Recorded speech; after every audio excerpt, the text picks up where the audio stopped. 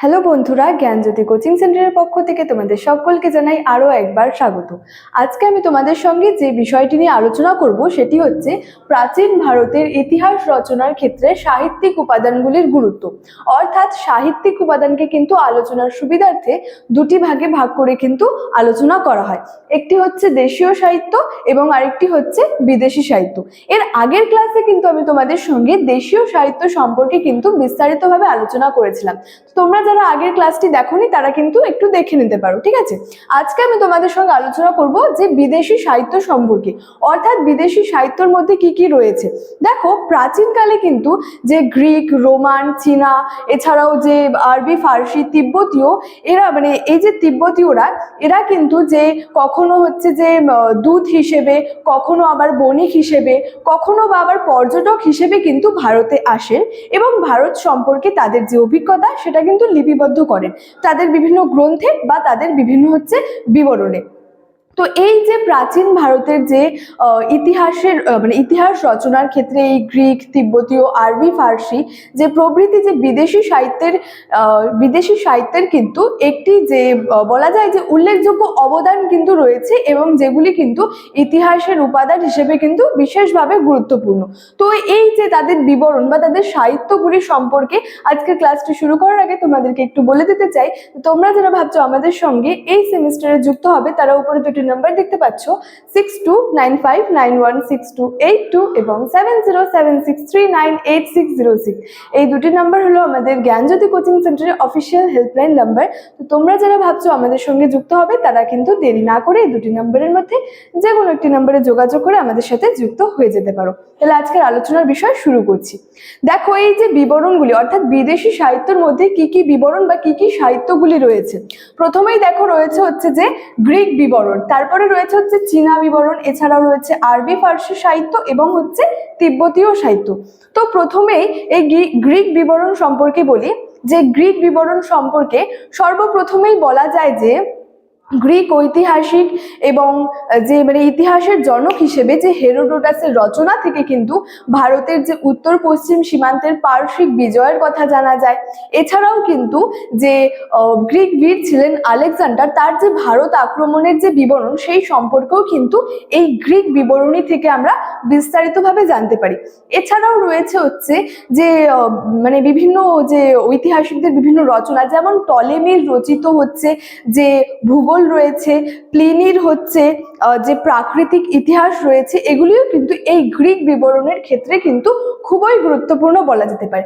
এছাড়াও যেটি গ্রিক বিবরণের মধ্যে সবচেয়ে মানে গুরুত্বপূর্ণ ক্ষেত্রে বলা যেতে পারে যে মেগাস্থিনিসের ইন্ডিকা, অর্থাৎ মেগাস্থিনিস ছিলেন একজন গ্রিক দূত এবং তিনি কিন্তু যে আলেকজান্ডারের দূত ছিলেন কিন্তু এই মেগাস্থিনিস, এবং এই মেগাস্থিনিস কিন্তু মৌর্য সম্রাট চন্দ্রগুপ্ত মৌর্যের হচ্ছে যে রাজত্বকালে কিন্তু ভারতে আসেন এবং তিনি হচ্ছে ভারতে বিভিন্ন জায়গায় আর কি ভ্রমণ করেন এবং তার যে ভ্রমণ সংক্রান্ত যে অভিজ্ঞতা বা ভ্রমণ সংক্রান্ত যে তার বৃত্তান্ত সেটি লিপিবদ্ধ করেন হচ্ছে ইন্ডিকা নামক গ্রন্থে।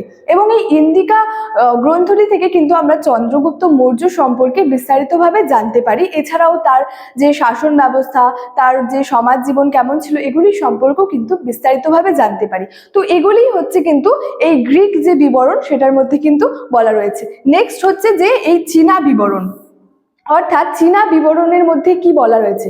দেখো, মূলত বলা যায় যে চীনা বিবরণ ছিল হচ্ছে ধর্মকেন্দ্রিক, অর্থাৎ ভারতের যে ধর্ম, সংস্কৃতি, যে সমাজ, সেই সম্পর্কে কিন্তু বিবরণগুলি যে রয়েছে সেগুলি কিন্তু এই চীনা সাহিত্যগুলি থেকে বা চীনা বিবরণগুলি থেকে কিন্তু পাওয়া যায়। তো এই চীনা বিবরণের মধ্যে কি কি বিবরণ রয়েছে বা যে কোন কোন আর কি মানে চীনা পর্যটকদের কি কি গ্রন্থ বা কি কি বিবরণ রয়েছে। প্রথমে বলা যায় যে ফাহিয়েনের হচ্ছে যে বিবরণ বা ফাহিয়েনের যে গ্রন্থ সেটার নাম ছিল হচ্ছে ফো কুও কিং, অর্থাৎ ফাহিয়েন ছিলেন একজন চীনা পর্যটক এবং তিনি হচ্ছে যে তিনি ভারতে আসেন এবং ভারতের অভিজ্ঞতা সংক্রান্ত যে তার বৃত্তান্ত বা যে অভিজ্ঞতা, ভ্রমণ সংক্রান্ত যে অভিজ্ঞতা সেটা লিপিবদ্ধ করেন হচ্ছে ফো কু কিং নামক গ্রন্থে। তো তার এই গ্রন্থ থেকে কিন্তু বিস্তারিতভাবে আমরা যে চীনা বিবরণ সম্পর্কেও কিন্তু বিস্তারিতভাবে জানা যায়। এছাড়াও কি রয়েছে দেখো, হিউয়েন সাং এর যে রয়েছে সি ইউ কি, এই হিউয়েন সাং হচ্ছে হর্ষবর্ধনের রাজত্বকালে কিন্তু ভারতে আসেন এবং তার যে গ্রন্থটির নাম রয়েছে সেটা হচ্ছে সি ইউ কি। ঠিক আছে, এছাড়াও বলা যায় যে ইত সিং এর যে বিবরণী সেটাও কিন্তু এই চীনা বিবরণীর ক্ষেত্রে বা চীনা সাহিত্যের ক্ষেত্রে কিন্তু বিশেষভাবে উল্লেখযোগ্য এবং ইত সিং এর যে বিবরণ সেখান থেকে কিন্তু যে বৌদ্ধ ধর্মের যে বিস্তারের যে বিভিন্ন বিষয় বা বৌদ্ধ ধর্মের যে বিষয় সেগুলি নিয়ে কিন্তু এই ইত সিং এর বিবরণীতে কিন্তু আলোচনা করা রয়েছে। নেক্সট দেখো রয়েছে হচ্ছে যে আরবি ফার্সি সাহিত্য, অর্থাৎ আরবি ফার্সি সাহিত্যতে কি রয়েছে, মূলত এই সাহিত্যতে অর্থাৎ এই আরবি ফার্সি সাহিত্যতে কিন্তু যে ভ্রমণ এবং ভূগোল বিষয়ক যে সমস্ত গ্রন্থগুলি রয়েছে সেগুলি কিন্তু এখানে বলা হয়েছে।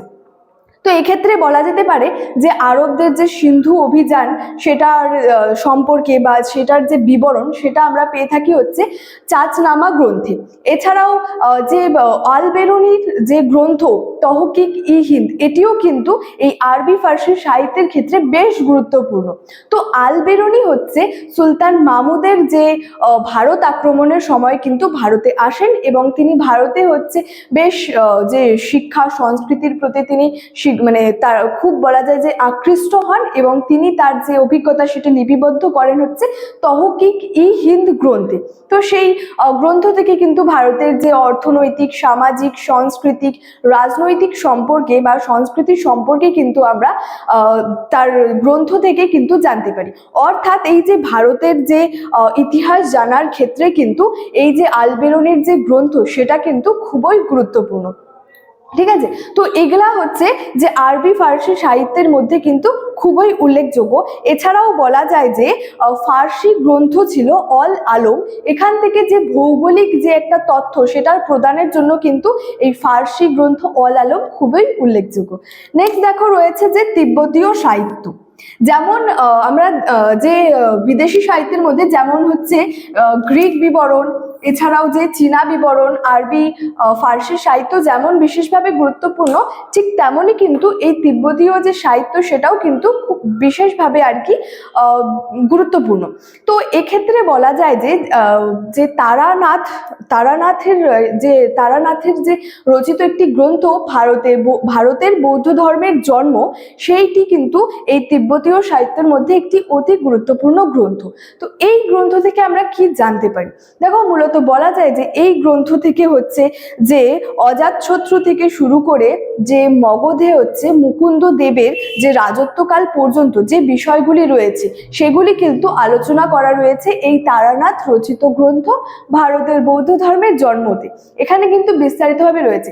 এছাড়াও এখানে হচ্ছে বৌদ্ধ ধর্ম এবং হচ্ছে যে পাল রাজাদের যে বিভিন্ন যে বিষয় সম্পর্কে কিন্তু আলোচনা করা হয়েছে এই যে তারানাথের রচিত গ্রন্থে। তো এই যে বিদেশি সাহিত্যের মধ্যে বিশেষ করে এই চারটি সাহিত্য অর্থাৎ বা চারটি বিবরণ গ্রিক, চীনা, আরবি ফার্সি এবং সাহিত্য, এই বিবরণগুলি কিন্তু খুবই গুরুত্বপূর্ণ। তো স্টুডেন্ট, এই ছিল আজকের আমার ক্লাস। তোমাদের ভিডিওটি ভালো লাগলে অবশ্যই লাইক, কমেন্ট এবং বন্ধুদের সঙ্গে শেয়ার করতে কিন্তু একদমই ভুলবে না। দেখা হচ্ছে তোমাদের সঙ্গে একটি পরবর্তী ক্লাসে একটি নতুন টপিক নিয়ে। তোমরা সকলেই ভালো থেকো, সুস্থ থেকো। Thank you so much. Thanks for watching.